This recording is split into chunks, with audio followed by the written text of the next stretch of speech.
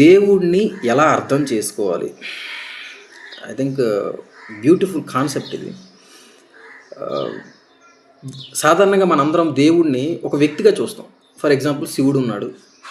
జటాజూటం మీద ఒక చంద్రుడు ఉంటాడు. చంద్రబింబం ఉంటది. మెడలో పాము ఉంటది. ఇట్లా చూస్తాం. వ్యక్తిగా ఏ దేవుడినైనా సరే వ్యక్తిగా ఇన్ని సంవత్సరాలు చూసాం కదా! వ్యక్తిగా కాకుండా ఒక్కసారి స్థితిగా చూద్దాం. ఎలా ఉంటది అనేది ఒక చిన్న ఎగ్జాంపుల్ ద్వారా ఇచ్చే ప్రయత్నం నేను చేస్తాను.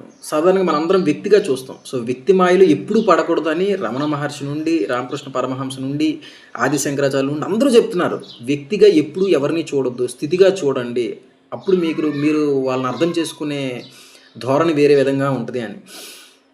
ఇప్పుడు ఫర్ ఎగ్జాంపుల్ మనం శివాలయంకెళ్తాం. ఒక శివాలయం తీసుకుందాం. ఒక శివాలయంకి మనందరం వెళ్తుంటాం. ఏం చేస్తాం? అయితే కాళ్ళు కడుక్కొని వెళ్తాం. కాళ్ళు కడుక్కోకుండా వెళ్ళినా హీ యాక్సెప్టెడ్. శివుడు యాక్సెప్ట్ చేస్తాడు.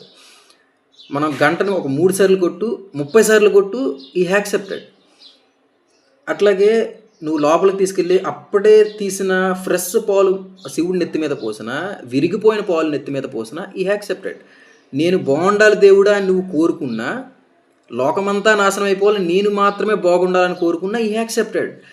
అంటే దేవుడు అంటే సింపుల్‌గా ఒక వర్డ్‌లో చెప్పాలంటే 100% యాక్సెప్టెన్స్. ఆ యాక్సెప్టెన్స్ అనేది నీ దగ్గర ఉంటే you are also a god. For example Ramana Maharshi మీద రాళ్ళు విసిరినా ఆయన యాక్సెప్ట్ చేశాడు. ఆయన మీద పాస్ పోసినా ఆయన యాక్సెప్ట్ చేశాడు. ఆయన మీద ఉమ్మేసినా ఆయన యాక్సెప్ట్ చేశాడు. ఆయనకి ఈ శరీరం నేను కాదు అనే స్ఫురణలో ఉన్నాడు కాబట్టి ఆయన యాక్సెప్ట్ చేశాడు. సో, గాడ్ అంటే ఈజ్ 100% ఆఫ్ యాక్సెప్టెన్స్. నిజంగా ఒక్కసారి ఆ యాక్సెప్టెన్స్ లేకపోతే పరిస్థితి ఎలా ఉంటుందో ఒకసారి ఆలోచించండి. ఇప్పుడు మనం కాలు కడుక్కోకుండా లోపలికెళ్తే, ఏరా కాలు కడుక్కోకుండా వచ్చామని దేవుడు అడిగితే, గంటను మనం అన్ని సార్లు గట్టిగా కొడితే, ఏరా అంత గట్టిగా కొడుతున్నావు, నాకు మాత్రం చెవులు కావా, మెల్లగా కొట్టడానికి దేవుడు అరిస్తే ఎలా ఉంటుంది మన రియాక్షన్? నెత్తి మీద ఏరా పాడైపోయిన పాలు పోస్తావా అని అంటే, ఏరా కోరికలు కోరడం ఏంటరా అని నిజంగా దేవుడు మనతో మాట్లాడితే, ఇమాజిన్ అసలు మామూలుగా ఉండదు కాన్ఫ్లిక్ట్. సో, ఎక్కడైతే 100% యాక్సెప్టెన్స్ ఉంటుందో అక్కడ మనకి కాన్ఫ్లిక్ట్ ఉంటుంది. ఫర్ ఎగ్జాంపుల్ ఇప్పుడు ఏదైనా ఒక బొమ్మ తీసుకోండి. ఆ బొమ్మతో మనకి ఏ కాన్ఫ్లిక్ట్ ఉండదు. బికాజ్ అది మనకి తిరిగి ఏమీ సమాధానం ఇవ్వదు. అది మనల్ని 100% యాక్సెప్ట్ చేస్తుంది. మనం కూడా దాన్ని 100% యాక్సెప్ట్ చేస్తాం. సో, దేవుడిని ఎలా అర్థం చేసుకోవాలంటే in my way there is a 100% acceptance. So, ఎప్పుడైతే నువ్వు 100% యాక్సెప్ట్ చేస్తావో you are also a God.